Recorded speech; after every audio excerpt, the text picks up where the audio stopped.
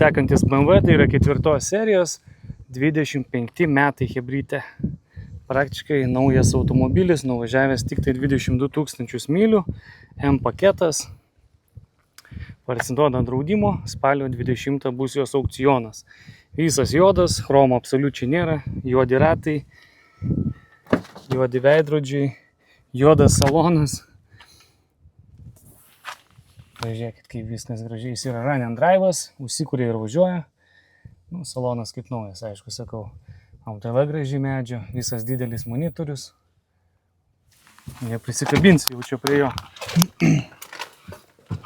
Pabandom užvesti. Kirstas vairiukas semkinis jau.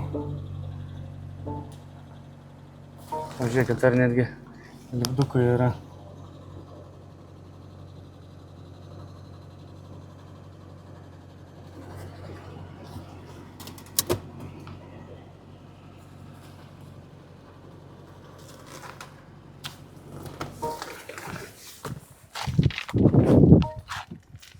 Taip, žiūrim toliau.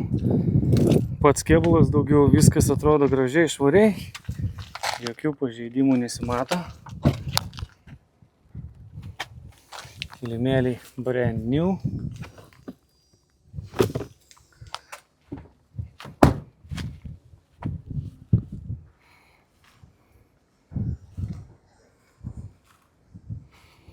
Ratas bus pažeistas, taip pat važiuoklė, matot, kreivai stovi. O kapoto negaliu atidaryti, kadangi va parašyta yra, kad jisai stak. Bet kiek iš čia matosi, lyg lonžironas nėra pažeistas ir tvarkingai stovi.